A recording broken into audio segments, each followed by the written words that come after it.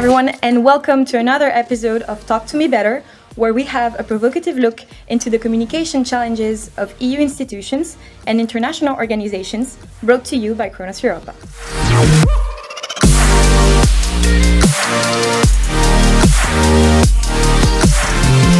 Welcome everyone. My name is Valériane and I'm going to be your moderator today. So let me pave the way for you. EU institutions and international organizations are navigating complex challenges nowadays, from climate change, unemployment, or social challenges, and many more. We could expect younger generation, Gen Z and other, to respond to that problems, to be our problem solvers. But do they care? Like, how can we get them on board so that they contribute to the solutions? Are new technologies part of the solutions? Can we use, for example, AR, VR, serious games to engage them? Is this really the secret recipe to reach European youth? Well, in this webinar, we'll be exploring three core topics. The first one would be how to communicate with younger generations, the role of new technologies and emerging technologies, and finally, example of those who are succeeding with this.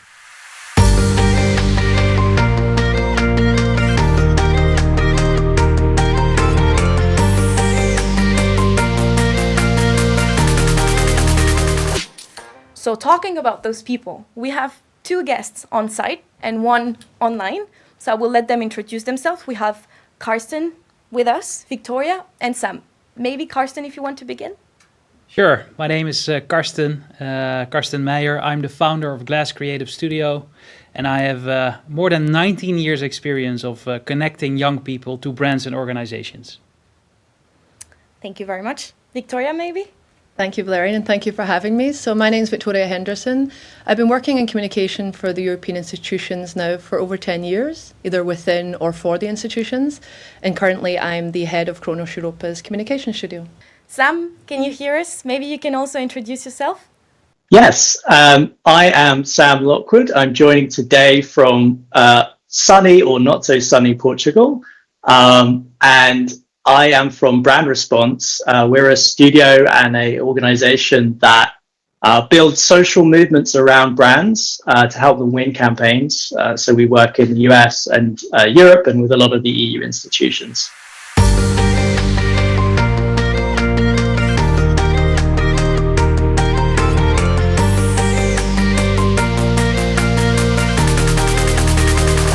So if we go straight into the subject, let's get first a common understanding. So maybe, Victoria, my first question goes to you. How can we define the term youth? I mean, within the context of the European Union. I mean, for me, in terms of youth, when I think of youth, I think of, I'm thinking about my younger brother actually here, kind of in this 15 to 20, 22 age range. I know that, for example, some of the institutions like the United Nations define it as 16 to 24. And I think Eurostat, who do the statistics of the Commission, define it as 15 to 29, which I think is incredibly broad. But I think for me, 15 to 22 would be my broad understanding of youth, even though within that, I think it's still very diverse, but that's how I would define it. So I'd be keen to hear from my colleagues here if they agree with me. Carsten, do you agree with that range of like 15, 22? I think it's quite young, but yet still, I mean, it's a definition, so we can go with that definition. That's absolutely fine. And Sam, do you also have the same opinion about 15 to 22 when we target youth people? I think one of the things that we think about when we're talking about youth, brand response is actually not just about defining it by age, but around issues. So, for example, young people are really invested in issues like racial justice, climate and sustainability, and mental health advocacy. So although, you can cut the kind of like age demographic in many different ways, I think it's the issues that really kind of connect young people and kind of give them continuity in terms of how you communicate with them. If I understand from your side, it's not really like a question of numbers, but more of understanding the target demographic that we're talking to. Carsten, is it also what Glass Creative Studios is willing to do? Yeah, absolutely. I think Sam made a very valid point there, and actually it's One of the things that I wrote down to discuss further on in this conversation, I think, I can absolutely align with that approach, aligning target demographics with issues is a perfect way for me. And Victoria, within your experience in communication campaigns, being young yourself, of course, have you noticed some common misconceptions about EU use? How do EU use perceive their role in shaping the future, according to you? Yeah, and thank you for the compliment of calling me young. I see two questions there. I think in my experience, there's definitely a misperception from the institutions that when you're communicating with the youth, you need to make it fun. It needs to be a dance. It needs to be something quite frivolous and entertaining, and that's not always the case. I think, as Sam touched on there's a lot of kind of very important issues that young people are, extremely interested in. And I think there are better ways to address those than maybe seeing some, TikTok dances. And then that kind of goes to your other point about the kind of EU's youth role nowadays. I think there's definitely a lot of activism in the younger generation. They really want to make a difference in the world, and they really want any communication towards them to really point them in that direction where they can make a difference. Like, what should they concretely do to support on this issue that's important to them?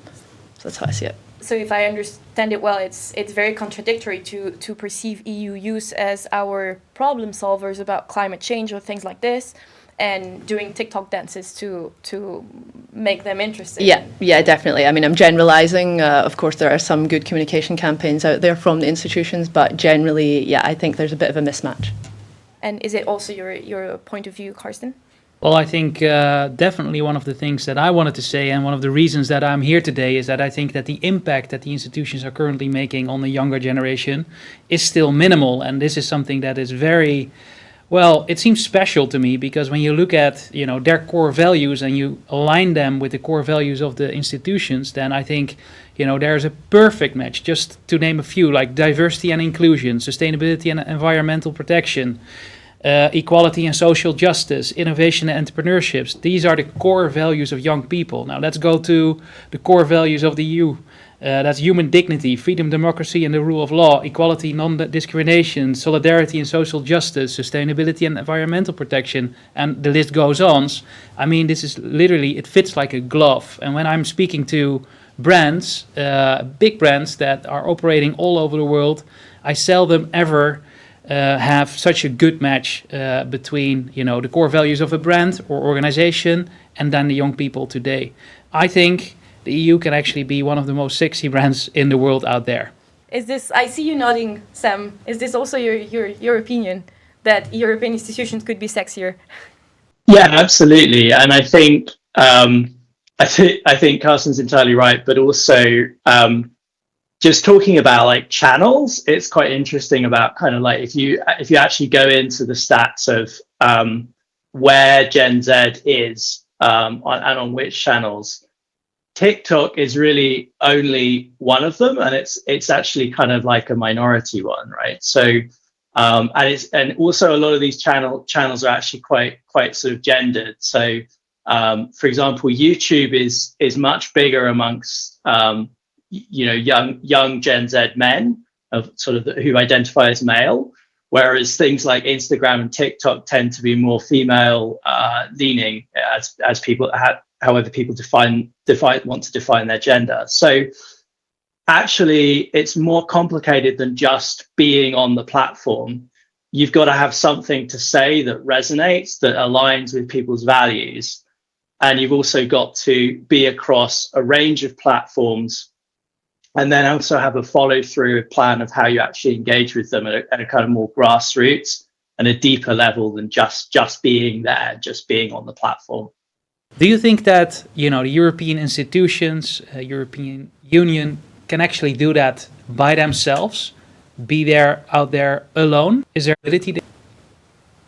Absolutely not. No. So I think working with partners, working with multipliers. Actually working with CSOs and other organizations is really the key to this. I think, people, the way that kind of communication now works, especially with young people, is they don't really trust institutions that much anymore. What they trust is each other, the peer-to-peer aspects, and they also trust sort of sub-brands and micro communities, and they trust their own, they're increasingly their own platforms and their own kind of, media outlets. So I think, broadcasting alone from the institution is no longer an adequate strategy. You need to have a multiplier strategy, you need to have an influencer strategy, and you also need to have a community channel strategy as well. Maybe to build on that, I think what I see when I look at different communication platforms from the institutions, I see fresh young faces. It's a great start conveying the message, but it's still a message coming from the EU. And I think there's a lot to be learned from culture in general, but for instance, also something like the fashion industry. What you see there is that brands are, making collabs and capsule collections with each other. They're building on each other. And this is a tactic that could easily be applied to the societal messages that the European institutions try to convey, especially since these messages speak to such a broad range of people and organizations. You think, Victoria, that this fact of staying in the institutions and doing their own things within their own channels and own platforms is a barrier a real barrier to engage with the EU use? Yeah, 110%. I definitely agree with both Carsten and Sam. I think we see that influencers are definitely one of the strongest ways to sort of resonate with young people when they see their peers or people that they respect or look up to kind of engaging in topics that also resonate. And I think it's also, we touched on that a little bit, the content has to resonate, but it has to be authentic, it has to be genuine, it has to sort of convey emotion. And I think what we see a little bit from the institutions is sort of just jumping on trends, as I keep going back to these dances, etc. And that just doesn't work anymore with young people, especially those that are very strong in activism and want to make a difference. So your content really has to be genuine and authentic. And I don't think the institutions have those capabilities in-house to do that alone. And building up on that channels kind of issue or debate, I'd like to ask you, Carsten, you worked at Vice Media for 10 years. You led teams there. How did you use your channel, Vice Media, your media, to adapt to young generation during those 10 years? Yeah. Well, there's many things that happened there, and many strategies that were the basis for that. But I think if I had to name one very specifically, it's for young people by young people. How can ever a 40-year-old strategist or journalist or creative think of the next big thing that needs to happen in order to convey the message for one of the institutions? I think young people should be at the helm of it. They should be in the driver's seat, and they should definitely lead. That was something that we always did. There was a certain discrimination on age, almost so to say. And again, we also build a lot of partnerships. We build partnerships with upcoming brands, upcoming organizations that were still very niche, but were trustworthy, and we, lent credibility from them. So those are 2 points that I can definitely name. And Sam, maybe my next question would be for you. Are you thinking about something else that is missing to this secret recipe of empowering, engaging, communicating with young people? I think one thing that we know works, and we know works with older generations and younger generations alike, is actually having a ladder of engagement, if you like, or a process of engagement that actually leads to peer-to-peer and often in-person physical real-world events. So live is, for young people, is a really big thing, right? So most of they're going to be spending obviously the majority of their time online in terms of their kind of communication activity, but actually live and having live events, having in-person events, discussions, workshops, this kind of hybrid models actually ever more important as we get into the age of kind of AI and more saturation with social, more and more kind of hybrid communication models. So I think a lot of the time, as communicators often you kind of like think about channels, and they sort of miss out the sort of like in person and the kind of live and the one-to-one. But actually if you're talking about like social change and like activism that like leads to real world outcomes, there's still nothing more powerful than young people together talking to each other and actually in person and having kind of conversations that lead to galvanize to action and sustain action over not just when they're young, but also kind of leading out into their entire life. Because those experiences are really the formative ones that like inspire action and actually inspire activism over the long run on these big societal issues. But talking about inspire action, it seems that EU institutions are also putting in place new tools, for example, surveys to EU use to before passing a law or before like going, for example, talking about the AI Act. They've put a survey about EU use about that act and what they thought about it. So this is kind of also a dialogue promotion and a workshop. So you're saying that this type of initiative should be more and more. We should do more and more of that kind of initiatives. Yeah, I mean, I think things like there's a big trend towards sort of participatory democracy and citizens' assemblies, and I think that they're a good place to start. I think a lot of the time these kind of the way that the institutions perhaps frame these types of discussions can be a bit sort of policy insider language, which doesn't always appeal to kind of young people and a broader audience. So I think there's kind of a balance that you need to strike between, obviously the detail of policy and a broader way of engaging with young people on their kind of passions and issues and, activism topics. So I think there's kind of a dual track that probably is always going to happen with the institutions, where you have almost the policy side, which is around things like these participatory initiatives, Conference on the Future of Europe type initiatives. And then on the other hand, you've got kind of like the inspirational kind of more broader themes around, protecting democracy, around, climate issues and activism. And I think there needs to be a kind of like space in between, but the institutions need to like partner with organizations that can help them on the inspirational side, and then also, continue to like expand the citizen engagement side in terms of these sort of policy areas. I would agree. Oh, sorry. Yeah, no, I was going to say, I would agree with Sam on that. I think there are a lot of, obviously the last few years, the Commission has realised that they need to engage with youth more, and they are doing a lot more of this kind of participatory democracy and dialogues, but it's how they also go about communicating about them. They're doing this survey in the AI Act, but and I haven't really looked into it, but it's how are they communicating on that to get youth to then want to complete the survey. So it's really all linked. It's like how they're framing it, how they're communicating, and I feel that's where they're missing that link sometimes. Is it really missing, or is it that we just don't have access to it? Good question. I think maybe a bit of both. I think it's missing in the sense of maybe some communication experts in the institutions are not linking with the right external partners to help them. There's no shame in saying we can't do this ourselves. We need external help. Also, I'm not a youth in the conventional super young demographic, so maybe I'm really not seeing the reality of it. But that's just sort of my impression, that there's definitely just something missing. But I also want to talk about the huge opportunity that is here, and that is taking a bit of a step back and really think about the story that you want to tell.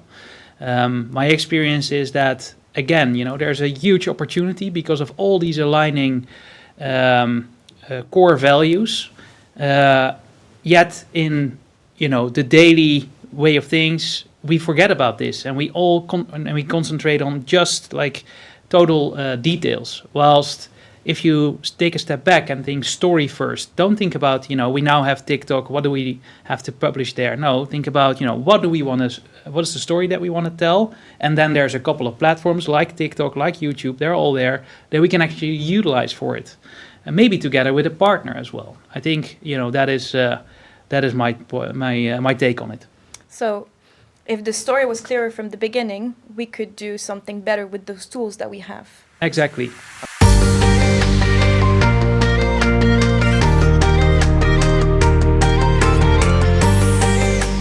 Talking about TikTok, you talked about TikTok. Victoria, I think you were involved in some kind of way with TikTok and the European Commission back in the days. Can you tell us more about this? Yeah, sure, we did. In my previous role, we worked with DG Employment of the European Commission to do a TikTok ad. So the European Commission does not have a TikTok account, as far as I know, and they didn't at the time. But this was the first time we had advertised on TikTok. It was to do with accessibility, and it was basically to engage young people to kind of go to their local councils and kind of push them to kind of increase the accessibility measures, but also to make them aware that there is an award which has a monetary value that you can receive if you make certain improvements within your city. And it was very successful at the time. I don't know, obviously, if any have been done since. And it worked quite well, again, because we also engaged influencers to really help kind of with the campaign. And it was a very first trial run. I would hope that since then the Commission has done more, but it was generally quite successful. So the story was clear from the beginning. Story was clear. Full credit to the team that worked on it, the digital experts that we had. They really done their research, and that's key. You've got to research the demographic. What message are you trying to convey? How are you going to convey it? When? Where? I mean, there's so much that goes into it. And the story was there, and it resonated, and yeah, it was successful in the end. Great, but this was a TikTok ad. It was not a TikTok account. But Yeah, recently, indeed. the European Parliament just came on TikTok, just arrived on TikTok, and you said it, Carsten. It's not enough, but still, don't you think that the European Parliament being on TikTok just is more perceived as young people like, okay, it's super modern, they're modern, maybe I should be interested in what the Parliament is doing? Oh, yeah, well, I think being there 100% helps. And again, I said it before, and I saw, I looked at the TikTok account, I saw a couple of young and fresh faces, which is good. It's a good start. But I also read, that the account is opened because of the elections that are coming up in June, and I saw that there are now 20,000 followers. It's not enough. Again, medium is second, story comes first, and that way you will also grow the medium if you think story first. I think we all came a bit too much of an Excel warrior, In the end, it's media metrics. You can buy everything that you need. If you need clicks, you can buy clicks. If you need views, you can buy views.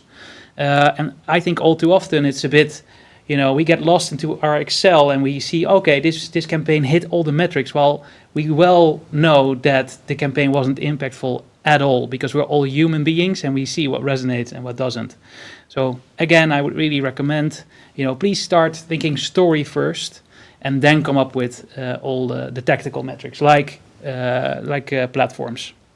Sam, for you, do you think that those new tools, even though social medias is not so new, but like the new techniques that we can use through social medias or even AI, VR, are those technologies bringing us somehow, if we use them well, to bringing us closer to young people, or is it on the contrary distancing us?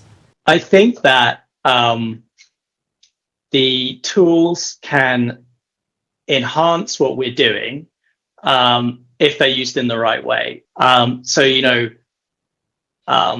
What is actually bringing us impact? Is it actually, people having conversations in the real world with each other in a campaign versus, how many views you have on a YouTube video? And in the end, we know statistically within political organizing, which is kind of my background, that, people having one-to-one conversations with each other, peer-to-peer, is just far more impactful in terms of actually catalyzing people to action than a view on YouTube from probably a bot that you've bought is ever going to be, right? So the new tools can exponentially increase the amount of metrics that we see because there's going to be far more pollution on the internet in terms of kind of like fake content, fake reviews, fake views. So I think actually focusing back on the sort of like core community organizing metrics. And, as part of that, having live events, having real interactions with people is really where it's at. And my hope with AI tools is that they actually enable us, it frees up more kind of time in terms of the campaign organization to focus on these things of, focusing on talking to real people, talking to multipliers as a communicator, where you're going to get the most impact, and talking to organizations and building partnerships that actually have real impact versus, increasing the kind of like the vanity metrics that we see a lot of organizations measuring their success against. Comment on that.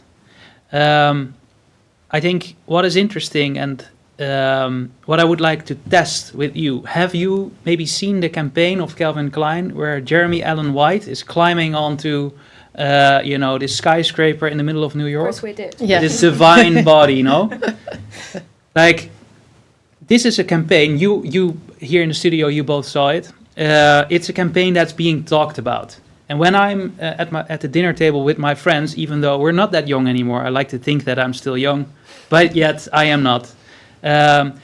But all kidding aside, we don't talk about the European Parliament. And this is something that is nagging me, because here in Brussels is where decisions are being made that impact us all.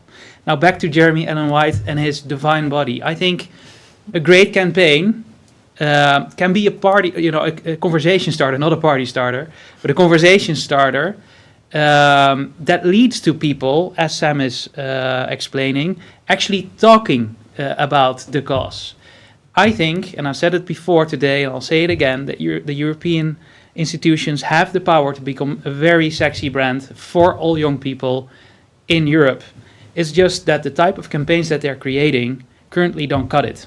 That's my view, but there's a huge opportunity there. But why don't you just cut it? Because I mean, Jeremy Allen White is like doing everything in this campaign. It's because it's him that it's like, it's appealing. But how would EU institutions that are at the beginning, you see something as something very huge, very serious, how could they get sexier? I think actually that's a great question, and that is the core of what I'm trying to explain here. Why wouldn't it not be possible for the European institutions to work with big talent? Not talking about influencers, about this TikTok influencer or Instagram influencer. No, huge talent. Why not? Why not bring the entertainment world closer to the world of the European institutions, or the fashion world closer to the world of the European institutions, or the music world closer to the world of the European institutions? I think that is perfectly feasible, because, again, the topics that need to be discussed are topics that concern us all. I think that, big rappers that are currently out there being the biggest in the world would more than happily work with the European institutions to talk about environmental protection, for example. I think there's a huge opportunity there. But I think that I said that many times today, and I'm very sorry for that. No, but I completely agree with you. I mean, you saw what happened in the US when Taylor Swift encouraged young people to vote, and obviously the spokesperson of the commission, I think he mentioned her in a tweet at one point, in an effort to try and drive more young people to vote in the European elections here as well. But it's true, there's a lot of great talent across the EU that I'm sure are passionate and active in a lot of the areas that the EU covers. So why are we not reaching out to them? Why are we not having these celebrity endorsements, if you want to call it that? Why wouldn't you go down that route? And that's a question to ask the institutions. Maybe it's a question of trust. Don't you think it's a question of like trusting the external world for like conveying such important messages? Yeah, but I suppose if I was them, I would be then looking inwards and saying, well, it's not really working the way it is now, so why don't we try it a different way? And not be afraid to push the boat. And I think that's it. I think the institutions are not massive risk takers. They've taken steps in the last few years, but we're talking about them being on TikTok now. TikTok's been around for years. They're always behind the curve. They're behind the kind of the new trends. They're always a few steps behind, and I understand there's bureaucracy and there's levels and there's all sorts they have to go through. But the world is moving too fast for that, you know. And can I comment on something that you just said in between the lines? That is the external world. Like the external world is the world. Like there's only one world. There's no such thing. And I do understand why it might feel this way, but it really isn't. And again, this comes down to the point why not have celebrity to work with you to convey a specific point? Why not create this great and daring campaign? Why not make sure that there's a documentary on Netflix, discussing certain topics that are important for the European institutions? This is all possible. It's not the external world. You're part of that world. You just need to work with the world. Sam, before I leave you the floor, I just wanted to react on something you said just before when you said that we should encourage like human connection and more dialogue, like direct live events and things like this. But how do you picture this in a world where it's so easy and so fast to connect with people through social medias? How do you picture that?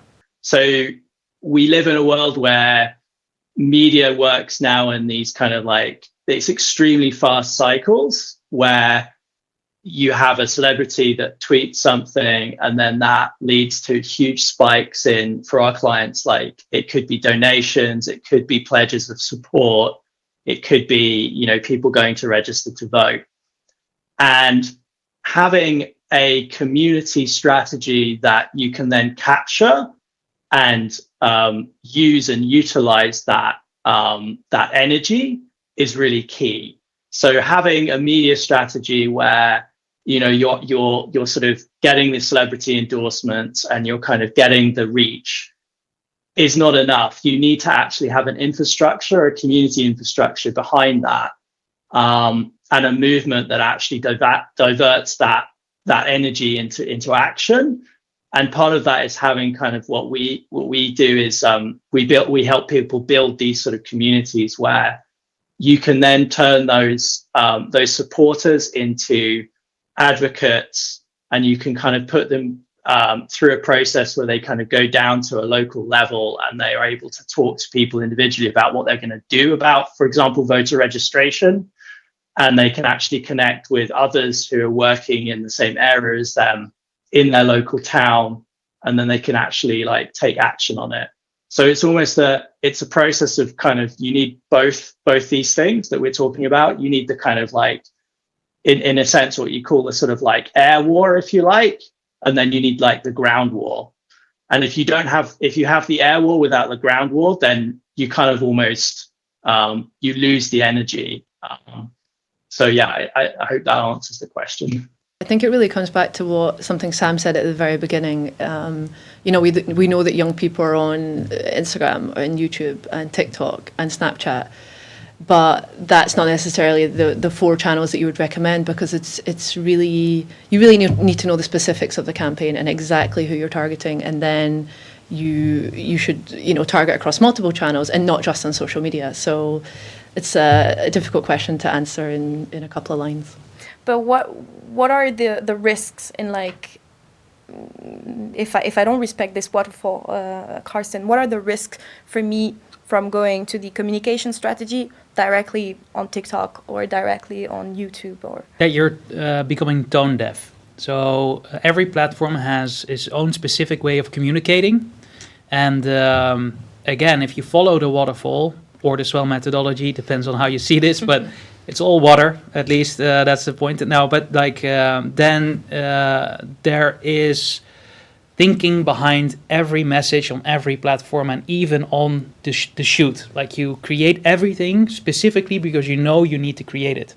And that is going back to my point that I made earlier. You need to think through the entire campaign. Mm-hmm. Another point, maybe a bit downsetting, but you need to think ahead. There's one campaign, but you need to think about the next and then the next. And I think there's a lot of one-offs still. And I think, when you look at Netflix, when they create a series, they are already thinking about season 2. If it's a success, we need a season 2 to follow it up. This is definitely also something that you need to do. But to come back to your question, you want to avoid sounding tone deaf, want to avoid being the parent in the room explaining how this all works. That's not what works for young people. It is really, being platform agnostic in your messaging.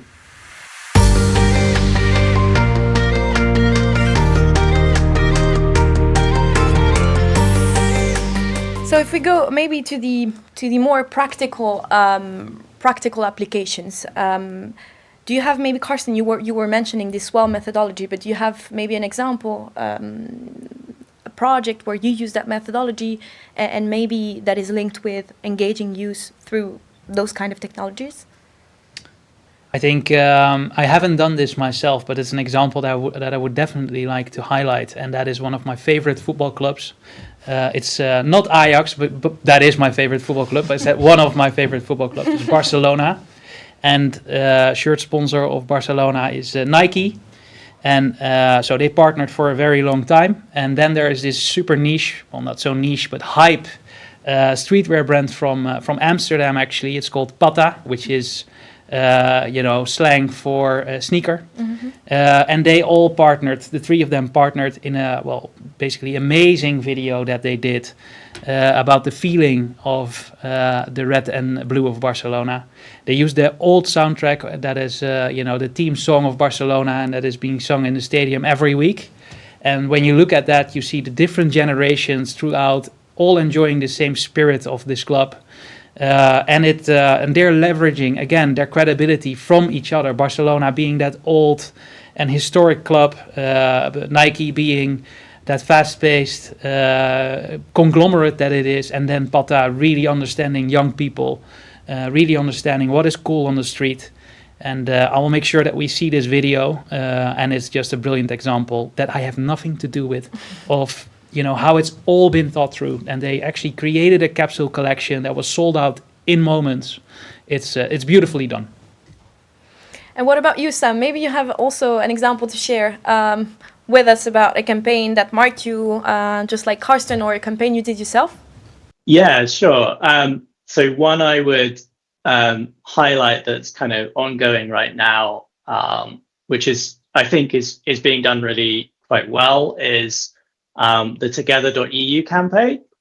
So this is from the EU Parliament, and what's good about it is I was in Brussels 2 weeks ago with a whole bunch of other trainers working with young people, and what they've done is they've taken sort of the online element and then they've created a community around it. And that community then has been, they invited 250 young people, for example, to Brussels, and we trained them for a day on different ways that they could use a whole range of different tools, including AI tools through to traditional grassroots community organizing tools to really have a big impact in their country.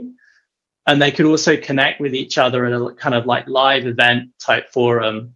Some of the other partners were organizing like EU club nights and kind of events, and had like bands playing and all those kinds of things. So like really trying to like create kind of more of a grassroots bottom up approach to the campaign, rather than just giving communication messages and packets out.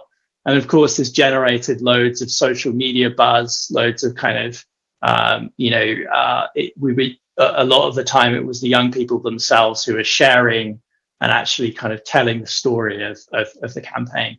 Well, actually, I was thinking of a case study myself, not one that I've worked on, but actually one that I saw recently, just when we were talking about this kind of emotion. It's a campaign by the Disney World parks to encourage attendance at their theme parks, which I don't think they need, but actually the campaign is great because it shows, it's about creating memories, and it kind of shows you as kind of these adults kind of going back to when they were young, and their mum giving them the first Mickey Mouse ears that they get, or going on Thunder Mountain for the first time, and it's kind of evoking those emotions. I suppose it's more directed at my youth rather than the younger youth, but it's evoking those kind of emotions from the past, and I think it's just done super well, super simplistic. They got the messaging right, they got the visuals right, they got the dissemination right.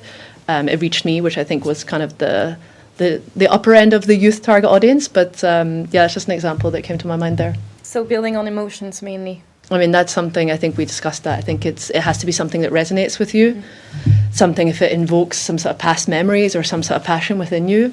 then it's super useful. So that's an example that just came to my mind there while we were talking. That's very connected to what Sam said in sort of like staying human and staying on emotions.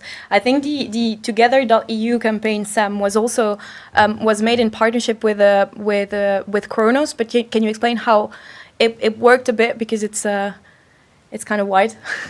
Yeah, sure. So it's really been a kind of obviously led by the European Parliament's team and digital communications team. So it's a disseminated campaign across all of their different offices. So the different EPLOs, European Parliament local offices, kind of are building teams of influencer volunteers in each country. And these are often young people. So young people who are interested in building and advocating for democracy in their kind of local area. So it allows people to kind of create events where they live. So, get trainings on how to kind of like run a campaign at a local level. They can post their events on the platform, but also invite people through other channels. They're encouraged to organize themselves as well through other what we call kind of like non-public or dark social channels. So things like WhatsApp, Telegram, Discord, those kinds of things as well. So there's kind of like peer-to-peer elements of it as well. But really the goal is to advocate around the elections to get more people to vote and participate. And actually allow people the voice to speak in their very culturally specific, language to their country, their region, which varies massively across each of the EU 27. I think that's something that I'm not sure we'd have time to go into, but something we didn't touch on is localization. Like, that's so important when it comes to the messaging. I've had cases where we've had a client and they say, yeah, we want to target the EU, and I'm like, what, everyone, all 500 million citizens? It's really depending on, especially for young people, where they're based in the EU means that you've got to make sure that the messaging, the language you're using, also in terms of English, French, Romanian, German, etc. But in each country, there are different local, regional, national issues that resonate with young people that differ across the EU. And then, of course, you have the more EU-wide issues. And I think that's something that we didn't come on to, but that's really, localization is key as well in any campaign that you do. Is this something that you, for example, with your team at the Cronos Europa's communication studio, is this something you prioritize also to like well define the target, well define the location whenever you begin a project? Yeah, definitely. If we're tasked within the studio to come up with a communication strategy, normally a lot of clients already come with some ideas, but we try and strip it back to really the basics, and it's who are you targeting? And if they say the general public, then we break that down even further. And then indeed, depending on who we're targeting, where we're targeting them, then we look at localization, messaging, and engaging local partners that are on the ground in these countries to give us the insights that we need to communicate effectively. Well, I think that is definitely true, but as even more so for tactical communication, where you need to be like a little bit more in depth. The example that I just gave about the brand film is more of a emotion, of a feeling that you bring across, and there's not being any text in that film, it's just music. Same goes for the Jeremy Allen White example. So 100%, but it depends what you're creating at that point. Yeah, indeed. It's like the Disney one as well. It's kind of universal in that sense. It's there's not a lot of text either. It just kind of invokes emotion through the visuals on the screen. Yeah.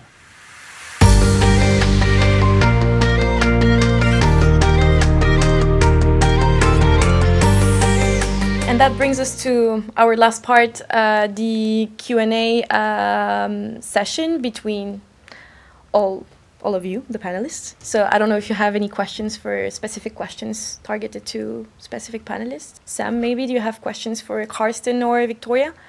Yeah, I guess one question is thinking about it, like Carsten, you've mentioned some tactics and methodologies, but I wonder, like, how do you think about sort of the planning process if you were I guess just the sort of the start of a campaign. How would you approach that with a client, and kind of like what are the first few steps that you would take? I'm just interested in maybe hearing a bit more detail about that. And I think that's an excellent question. And when I look at the outcome, I can only see, the end result of campaigns right now. And I'm very curious if, there's a lot of strategy sessions going into it, because I think, again, the outcome is quite often pretty tactical and factual, and it's just the message that they're trying to bring across. Whilst you could also, maybe find a strategy first. So usually when I talk to clients, it really takes 1 to 3 sessions to really talk about strategy first. And my strategists are doing a deep dive in specific topics. And we, together with the client, sharpen the brief. So we are absolutely sure that we talk about the same thing. There's a lot of time going into that element of, answering a brief, of building a campaign. So that's definitely where it starts with, and it speaks to my main point earlier, like take a step back, look what's happening in society. There's just one world, that is the world. There's not an external world and an internal world. How can we lash onto something that happens in society? And once we have found that, then it's time for the creatives to start doing their work and finding maybe talent that we want to work with, finding the right creative angle. Also, testing is a very important part of the SWEL methodology, the methodology that we use. We don't launch anything until we are, because we feel that it's right. No, we build it, and underpin it with data and tests with target demographic. And from there on, it's productional excellence. So then we're gonna, produce the actual content or the actual event or whatever it is that we think that we should produce, aligning with the story. And we make sure that is absolutely top-notch quality. And from there on, there is the whole media planning. So maybe in a nutshell, that is the process. Sam, did Carsten answer your question? Yeah, absolutely. And yeah, very aligned with the point on spending time on strategy. And actually, I think not enough clients spend time on strategy, and where you see the execution kind of like not be right, it's often because the brief hasn't been refined enough, and actually they haven't thought deeply enough about these points. A point that I want to make building on that, and that is whenever in my short career of working with agencies that are communicating on behalf of European institutions, I've heard a couple of times like, the client, they have an appetite to do innovative things, but it's very difficult for them to then push it through. In my world, so to say, the world of branding and big brands, that's called client management. There's an actual word for it. And it's not only managing the client, but helping the client to push the innovative project through. Good things don't come easy, and it needs time, it needs dedication, and it needs effort. And that's the work of a client manager or an account manager, to really push and not settle. Jumping on that, just when, which I agree with what Carsten's saying, but talking about new technologies, I actually had a question for you, Sam, on virtual reality and kind of augmented reality in terms of communicating with the youth. It's not something that I've personally done a lot of. Obviously, we know the institutions tried it a few years ago with their infamous metaverse, where I think, 8 people turned up, 10 people, I can't remember. So I wanted to know, if you've used it and has it been successful in any way? Yeah, I mean, I think in a sense, like on certain issues, it can be impactful. So, but it's very, you have to use it very in a very sort of tactful way. So where I've seen it used well is for things like getting people to a social issue faster. So kind of like increasing the empathy, the time from kind of like apathy to empathy. Like, for example, on climate issues, if you can give people a virtual reality experience of what an environment might look like in 10 years' time, then maybe you can get them towards activism faster than you would otherwise. But these are very kind of like niche sort of topics, and ways that you use it has to be very like specifically targeted. But for me, in terms of kind of like, I guess I'm an expert in sort of social activism and kind of grassroots activism. It doesn't really replace the one-to-one, the face-to-face interaction, the group interaction, the live part that I was talking about, because the human connection part is really what actually drives people to action and sustains action over a long period of time.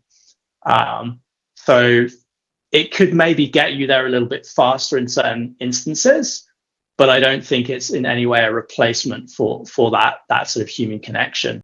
And to also build on that, and if you are getting tired of me, then please just tell me. But in silo, so the metaverse alone, it doesn't do anything. But again, back to the story. If there is a huge push or there is a very compelling story behind it, and it's an element of it is AR, VR, you name it.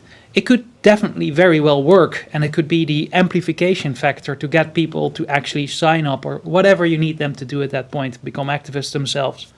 But you can't build these things in silos, because when 8 people turn up to your words, Victoria, that's a waste of time, effort, and budget.